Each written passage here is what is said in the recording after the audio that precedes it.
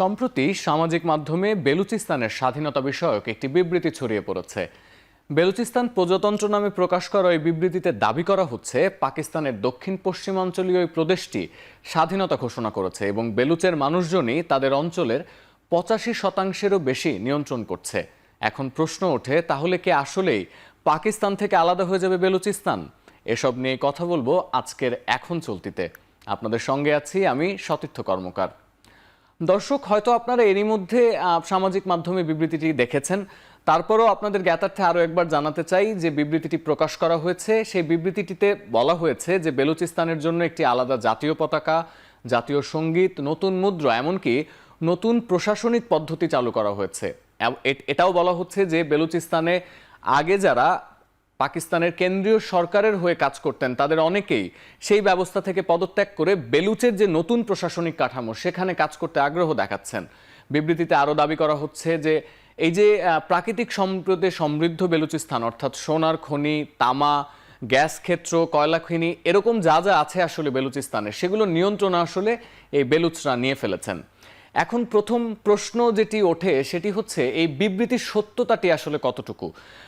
দর্শক, আপনারা জানেন যে বিবৃতিটি যে দেয়া হয়েছে একটি এক্স অ্যাকাউন্ট থেকে বিবৃতিটি সামাজিক মাধ্যমে ছড়িয়ে পড়েছে, কিন্তু এই বিবৃতিটি কারা দিয়েছে, কারা আসলে এই বিবৃতির পেছনে কাজ করছে, এ ধরনের কোনো তথ্য আসলে সামাজিক মাধ্যমে স্পষ্ট হয়নি।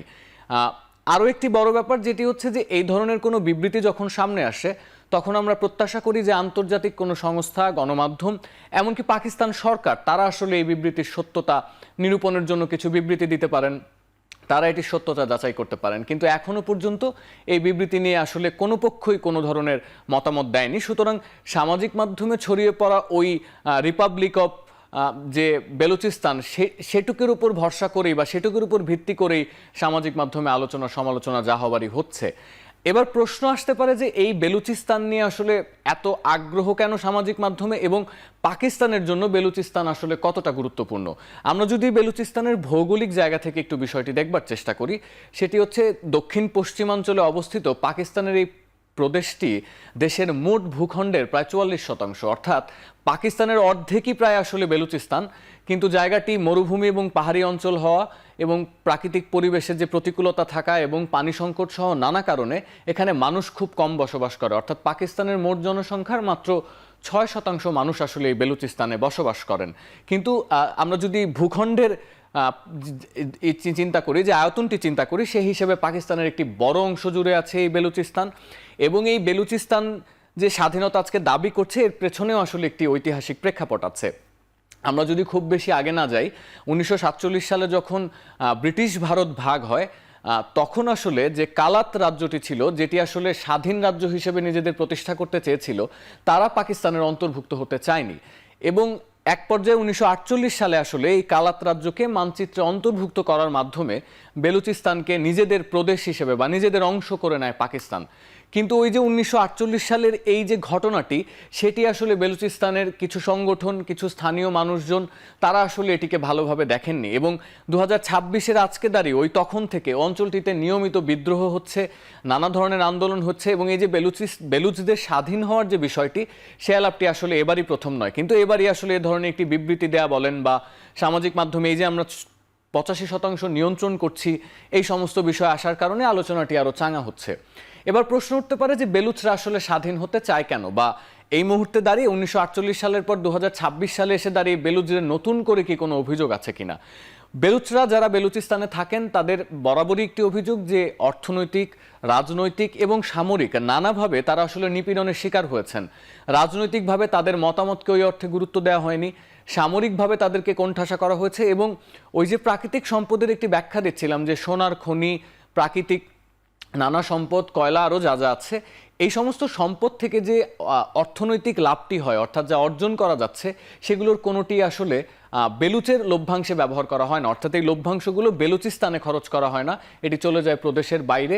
এই প্রদেশ থেকেও এই প্রদেশের প্রাকৃতিক সম্পদ বিক্রি করে যে অর্থটি আসলে পাওয়া যায়, সেটি আসলে পাকিস্তানের শেহবাজ শরীফ সরকার এটি ব্যবহার করে।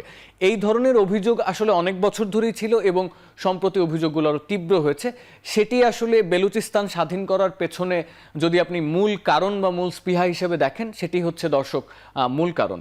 তবে এখানে আরও একটি জিনিস গুরুত্বপূর্ণ হয়, এটি তো বলছিলাম ভৌগোলিকভাবে অভ্যন্তরীণ পাকিস্তানে বেলুচিস্তানের যে অবস্থা বা বেলুচিস্তানের যে জায়গা সেটির কথা, কিন্তু বেলুচিস্তানের যে ভৌগোলিক গুরুত্ব, অর্থাৎ কূটনৈতিক জায়গা থেকে বেলুচিস্তানকে দেখার যে সুযোগ আছে সেটি আসলে অস্বীকার করা যায় না। সব থেকে গুরুত্বপূর্ণ যেটি, যে বেলুচিস্তান কিন্তু আফগানিস্তানের সাথে যে সীমান্ত পাকিস্তানের, সেটি আসলে বেলুচিস্তানের ওখানে তৈরি, এবং মধ্যপ্রাচ্য, মধ্য এশিয়া এবং দক্ষিণ এশিয়া এই পুরো অঞ্চলটির সংযোগস্থল আসলে কিন্তু বেলুচিস্তান। সুতরাং কূটনৈতিক জায়গা থেকে দেখলে বেলুচিস্তান খুবই গুরুত্বপূর্ণ একটি জায়গা। আরও গুরুত্বপূর্ণ বিষয় এই জায়গায় যে আরব সাগরের যে বিশাল উপকূল রেখা সেটিও বেলুচিস্তানের কাছাকাছি, অর্থাৎ আরব সাগরের যে গোয়াদার সমুদ্র বন্দরটি আমরা চিনি, যেটিকে পৃথিবীর অন্যতম গভীর সমুদ্র বন্দর বলা হয়, সেই সমুদ্র বন্দরটি এই বেলুচিস্তানের খুব কাছে। অর্থাৎ আপনি যদি খেয়াল করেন তাহলে চীন পাকিস্তানের যে অর্থনৈতিক করিডোর সেটিরও প্রাণকেন্দ্র আসলে এই বেলুচিস্তান বা আমরা যে উপকূলের কথা বলছিলাম। এবং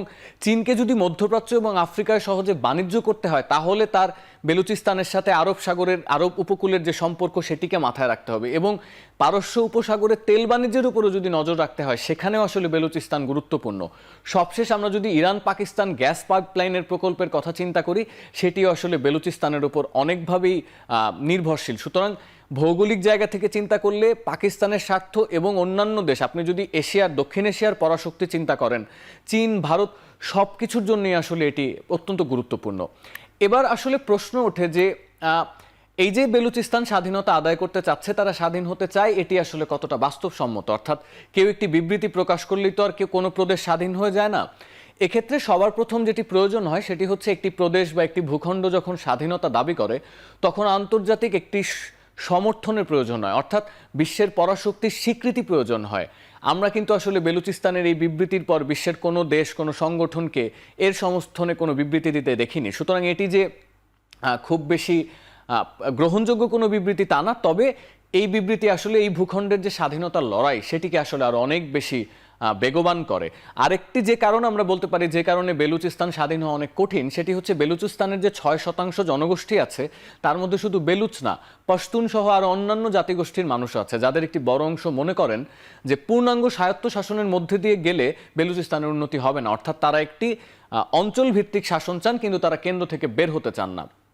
এবং এই যে পুরো বিষয়টি, অর্থাৎ বেলুচিস্তানের স্বাধীনতা দাবি করা এবং তাদের পক্ষে কোনো আন্তর্জাতিক সংগঠন বা পরাশক্তির পাশে দাঁড়ানো, সে জায়গায় আসলে ভারত খুব ইনফ্লুয়েন্সিয়াল ভূমিকা পালন করবে, যেটিকে ভারতের একটা পরীক্ষা হিসেবেই দেখছেন বিশ্লেষকরা। কারণ আপনি জানবেন যে বেলুচিস্তানকে যদি সমর্থন দেয় তাহলে কিন্তু পাকিস্তান এক ধরনের চাপে পড়বে। অন্যদিকে বেলুচিস্তানকে ভারত সমর্থন দিলে চীন ব্যাপারটা স্বাভাবিকভাবে নিবে না। আমরা জানি গালওয়ান যে সীমান্ত, সেখানে আসলে চীনের সাথে ভারতের বেশ কিছুদিন ধরেই একটি দ্বন্দ্ব ছিল।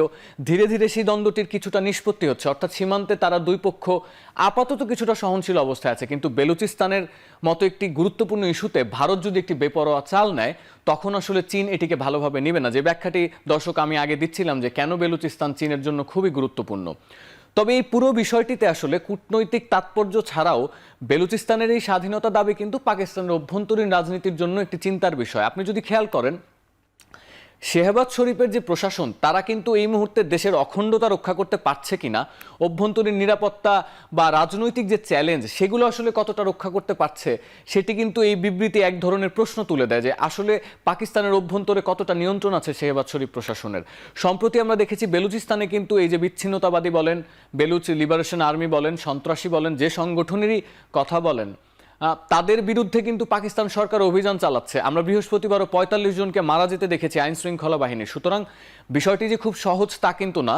পাকিস্তান সরকারকেও আসলে বেশ বেগ পেতে হচ্ছে বেলুচিস্তান পরিস্থিতি নিয়ন্ত্রণের জন্য। সুতরাং এই বিবৃতি পাকিস্তান সরকারকে এক ধরনের ব্যাকফুটে তো ফেলেইছে।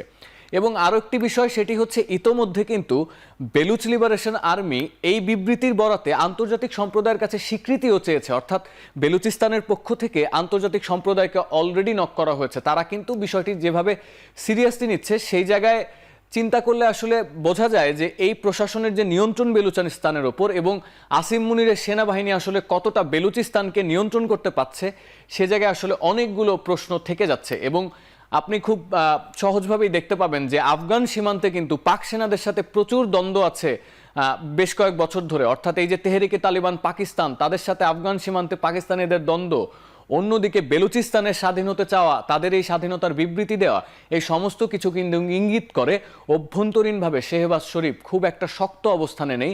তাকে কিন্তু দেশ নিয়ন্ত্রণ করতে বেশ বেগ পেতেই হচ্ছে। তো দর্শক, এখন চলতির আজকের আয়োজন এটুকুই ছিল আমাদের কাছে। আগামী পর্বে নিশ্চয়ই আরো কোনো গুরুত্বপূর্ণ বিষয় নিয়ে আলোচনা হবে। স্বাগত, আপনাদের ধন্যবাদ আমাদের সাথে থাকবার জন্য।